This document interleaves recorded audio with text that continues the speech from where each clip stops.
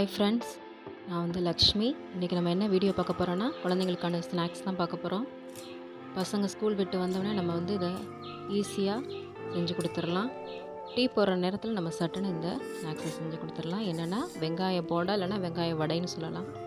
இதுக்கு நான் ஒரு 3 வெங்காயம் எடுத்து அரிஞ்சு வச்சுருக்கேன். நீல வாக்கில் நம்ம பிரியாணிக்கு கட் பண்ணுவோம் இல்லையா, அந்த மாதிரி நீல வாக்கில் எடுத்துகிட்டு அதில் 1.5 டீஸ்பூன் சால்ட்டு போட்டு நம்ம வந்து நல்லா இப்படி பிசைஞ்சு வச்சுக்கிறணும். ஒரு 10 நிமிஷம் சைடில் வச்சுட்டிங்கன்னா 5லேருந்து ஒரு 10 நிமிஷம் சைடில் வச்சிங்கன்னா அதில் வந்து தண்ணி ஃபுல்லாக வெளியில் வந்துடும். ஏன்னா வெங்காயம் ஹார்டாக இருக்கும். அந்த தண்ணி வெளியேறினோடனே பார்த்திங்கன்னா நமக்கு சாஃப்டாக கிடைக்கும். இதில் வந்து பார்த்திங்கன்னா நான் ஒரு 6 டேபிள் ஸ்பூன் அளவு மைதா வந்து கொஞ்சம் கொஞ்சமாக போட்டு நம்ம வந்து அதை வந்து நல்லா பிசறிக்கிற போகிறோம். ஒரே அடியாக நீங்கள் போட்டிங்கன்னா மாவு அதிகமாயிரும்.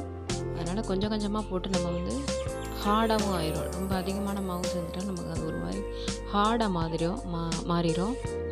அதனால் நம்ம வந்து கொஞ்சம் கொஞ்சமாக போட்டு பிசறிக்கிற போகிறோம். நல்ல ஒரு கன்சிஸ்டன்சி நம்ம அது வந்து நல்லா பைண்டிங் ஆகணும். ரெண்டும் ஒன்றோட ஒன்று ஒட்டினா தான் நம்ம வந்து வடை போடுறதுக்கு வந்து ஈஸியாக இருக்கும். இப்போ இதில் என்னென்ன சேர்க்குறேன்னா, ஒரு 1.5 டீஸ்பூன் அளவு ரெட் சில்லி பவுடர். கலர் வேணும்னா கலர் போட்டுக்கலாம் நீங்கள். இல்லைனா காஷ்மீரி சில்லி போட்டிங்கனாலும் அந்த ரெட் கலர் கிடைக்கும். ஃபுட் கலர் வேண்டுறவங்க ஃபுட் கலர் போட்டுக்கலாம். நான் எதுவும் சேர்க்கலை, வெறும் சில்லி பவுடர் மட்டும்தான் சேர்த்துருக்கேன். அப்புறம் ஒரு க்ரீன் சில்லி வந்து ஒரு 2 சின்ன சில்லியை எடுத்து அதை வந்து நல்லா சாப் பண்ணி வச்சுருக்கேன். கொரியாண்டர் லீவ்ஸ் வந்து கொத்தமல்லி இலைகளை வந்து ஒரு கையளவு எடுத்து நல்லா நறுக்கி போட்டுக்கோங்க. பொடி பொடியாக போட்டு நல்லா இதையும் நம்ம வந்து ஒன்றா சேர்த்து பிசறிக்கிற போகிறோம். நமக்கு வந்து அது பிடிச்சு வடை போடுற அளவுக்கு அந்த கன்சிஸ்டன்சி கிடைக்கணும். அந்த அளவுக்கு பிணையணும். உதிரி உதிரியாக இருக்குது. இப்போ நான் இதில் வந்து ஒரு 2 டேபிள் ஸ்பூன் அளவு தண்ணி விட்டு அதை வந்து பிசைஞ்சு எடுத்துக்கிறேன். ரொம்ப கொழன்னு ஆயிடக்கூடாது, அப்போ எண்ணெய் அதிகமாக குடிச்சிரும். அதனால் ஒரு 2 டேபிள் ஸ்பூன் அளவு கொஞ்சம் பார்த்து பேட்டரை ரெடி பண்ணுங்கள். பேட்டர் ரெடி ஆயிடுச்சு. நமக்கு பொரிக்கிற அளவுக்கு எண்ணெயை வந்து நான் கடாயில் ஊற்றிக்கிட்டேன். கையில் வந்து லேசாக தண்ணி தொட்டுக்கிட்டு நீங்கள் 1 பை 1 அப்படியே மாவை லேசாக உருட்டிட்டு அப்படியே தட்டி தட்டி போட்டு எடுக்க வேண்டியதுதான். பார்த்து ரொம்ப தண்ணியோடு போட்டுறாதீங்க. போட்டிங்கன்னா மேலெல்லாம் தெரிச்சிரும். கொஞ்சம் ஜாக்கிரதையாகவே போடுங்க.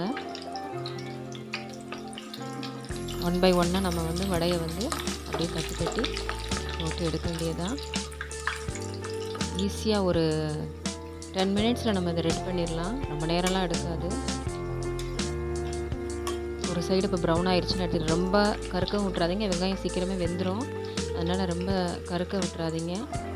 லைட்டாக ப்ரௌன் வந்தவொடனே நீங்கள் வந்து திருப்பி போட்டுருங்க.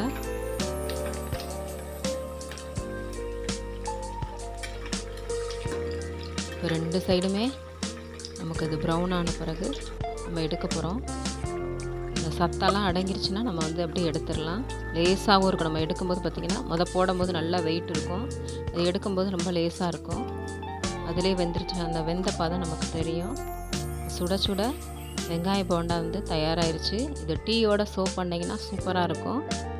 சட்னி மாதிரி வச்சுக்கிட்டாலும் நல்லாயிருக்கும். ஆனால் சட்னி எதுவும் தேவையில்லை. இதிலே காரம் இருக்கும். நமக்கு சாப்பிட சூப்பராக குழந்தைங்களுக்கு நீங்கள் ஈவினிங் வந்தோடனே செஞ்சு கொடுக்கலாம்.